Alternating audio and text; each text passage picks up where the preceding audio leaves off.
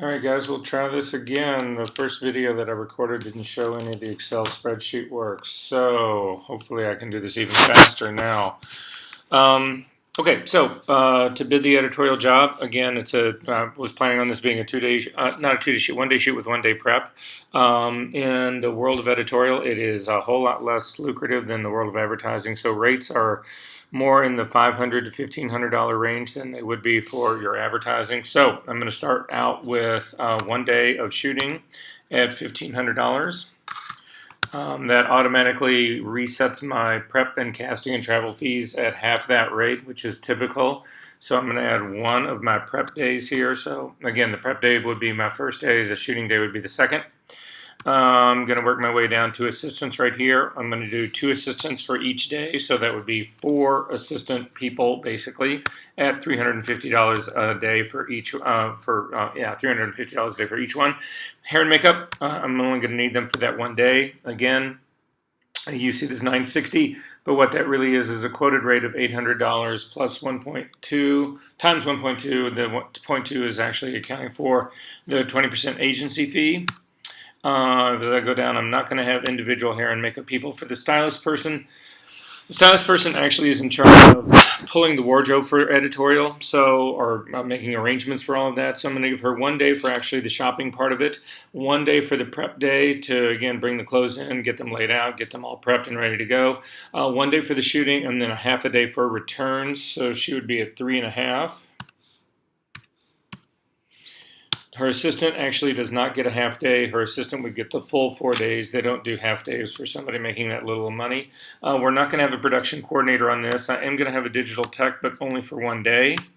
Production charges, I'm going to base this on doing 6 images for the editorial part. So I'm going to put in 6, and I'm going to charge them $25 for a digital production charge for each one of those. And the retouching fee, again, $200 per image to actually knock that out is not unreasonable. So I'm going to put in the same 6 for that. There is not going to be any other post-production, and then there will be 1 hard drive for digital delivery. There is no film and processing in this. In terms of talent, again, this is an hourly rate. You can see it's described as an hourly rate right here. It's based on a model who would be earning $3,000 a day. That's probably a mid-level model in Chicago would be getting that sort of rate. Again, the rates in New York will go anywhere from $2,500 a day up to $25,000 a day. But in our case, I'm going to go ahead and have the model there for the full 8 hours. So I'm going to put in 8 for that, and you'll notice that even though it was $3,000 day rate, that is now $3,600. Again, that accounts for the 20% agency fee that would actually be included in that part. So I'm not going to have any minors, no fittings, no travel. For catering, in terms of the catering, this is going to be a little bit more extensive than what you guys typically have been doing in the studio. So for catering, I base it on $15 for breakfast and $25 for lunch per person. So if we count up the crew on the shooting day, we've got a photographer, we've got 2 assistants, a digital tech, a stylist assistant, a model. Who am I leaving out? Let me run that by me again. Photographer, 2 assistants, digital tech, stylist assistant, model, hair and makeup, and then probably a creative. That would be 9 people.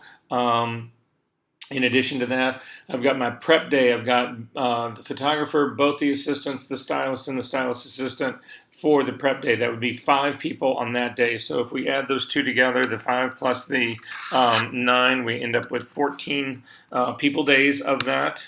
So there isn't going to be anything for cell phones. For studio expendables, I'm going to simply throw in $100. Again, I'm padding this so I could take it out later if I need to. I'm going to do the very same thing for miscellaneous, another $100. Then for the studio itself, typical 12-foot backdrop, 100 yards long, which is what I would bid this at, not necessarily what I would buy. But I'm going to put in $175 for that. There won't be any set building or any of that. A lot of you have been putting in location in addition to studio. That wouldn't be a mistake. This whole location thing is if you were going to take this job out to somebody, if you were going to rent a house or you were going to rent a museum or rent a movie theater or something like that, that's what this is all about. We're shooting in the studio, so there is no location. As far as wardrobe purchase goes, in the case of most editorial, there is no wardrobe purchase because you have people who are interested in having their clothes shown in an editorial context.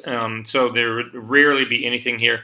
Sometimes you would put in occasional rental in here if you needed to get a specific kind of shoe, something like that, something over and above what the designers were really interested in showing.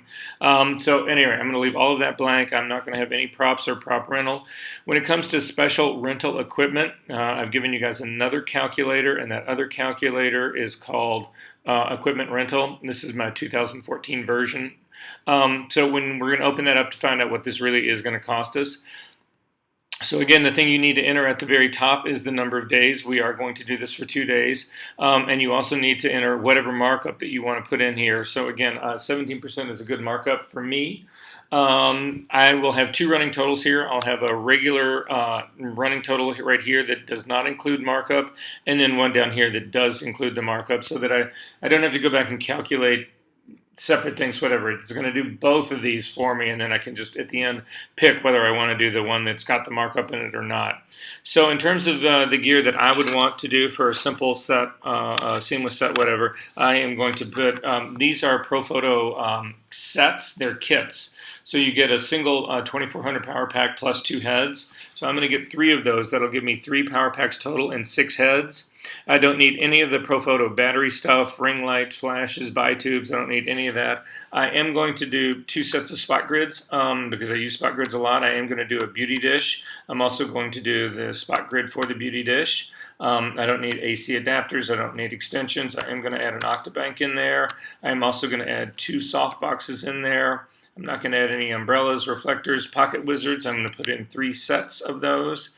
Actually, these would be individual, so I'm going to put in, again, if I've got 3 packs and a camera, plus an assistant to have one, so he can fire when he's doing metering and that kind of stuff, whatever. I'll put in 5.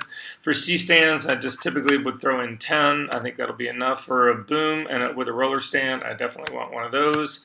Again, I don't need any regular light stands. I don't need any floor stands. I am going to do a Real Effects wind machine. I am going to do a Gitzo tripod. I'm going to do 4 gobos. I use them all the time. I'm going to use 5 full Apple boxes. I'm going to do 10 A clamps. I don't need any, no, I take it back, 5 super clamps I am going to do. I don't really need knuckles. That'll come on the C-stands.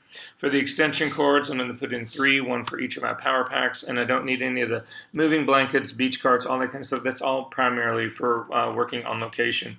So that brings me to my grand total right down here. You can actually see that without the markup, I've got $2,035. This is for both days. This is not per day. This is for both days. You'll also notice that there is a tax in here. If you're doing this in Illinois or New York, either one, there is tax on rental gear. But anyway, I'm going to actually add this with my markup. So the my equipment rental, special equipment rental, is going to be $23.81. So if I go back here into my calculator, I'm going to put in a 1 here, $23.81, and go ahead and tab through that. Digital rental equipment. This is now for the camera component of all of this. So I'm going to go back to that same calculator. And here's the camera component part right down here. So in this case, since we're in the studio, I am only going to rent 1 body. If I was going on location, I would rent 2. But since I'm in the studio, and most of the gear will be coming from the studio anyway, if the camera goes down, the studio is going to be right. I'm going to be in the studio. I can simply grab another one. If I was going on location, I would definitely take 2 of these with me. But in this case, I don't need to do that.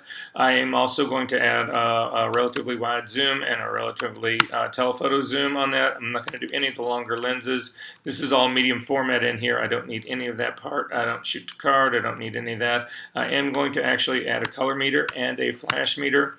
Since we're working in a rental studio, they will be providing me with my own workstation, so I don't need any of the laptops, any of this. All of this, again, would primarily be stuff that you would want to be taking on location.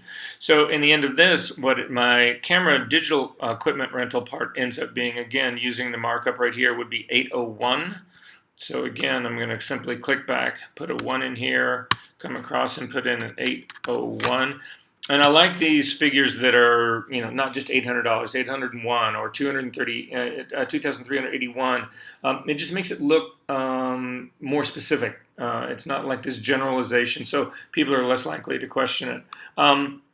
There is no travel part that's happening in any of this. This would again be either going out of town or going on location. We don't have any of that part. I am going to put in 2 days worth of liability insurance, and that pretty much gets me exactly where I need to go.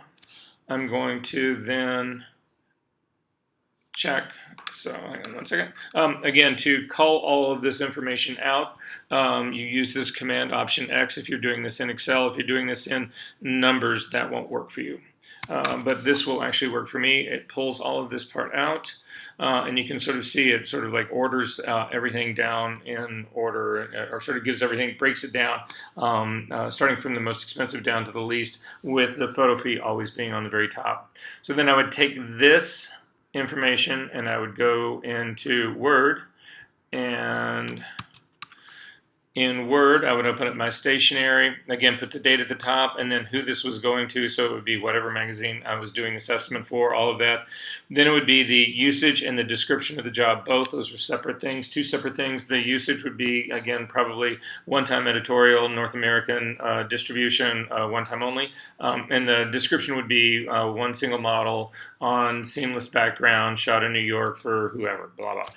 And then at any rate, to get the information that we've just copied out of that spreadsheet placed into this document correctly, it's come up to the edit menu, come down to paste special, and then click on unformatted text. That will remove the sort of the whole spreadsheet structure of it, and it just gives you these lists. There's tabs that have been set in here that are controlling where some of these fall. So just to get this other stuff to line up, I'm simply clicking on, I'm removing one tab that's actually forcing those guys to be too far over. I'm going to select the bottom of my image right here just by dragging across it, hit Command U to actually underline it, double click on the word invoice and change that to estimate. And then finally, underneath this, I would again do any series of notes that I wanted to do, and also any language that you wanted to do about the estimate, about things like your terms and conditions is basically what we're talking about.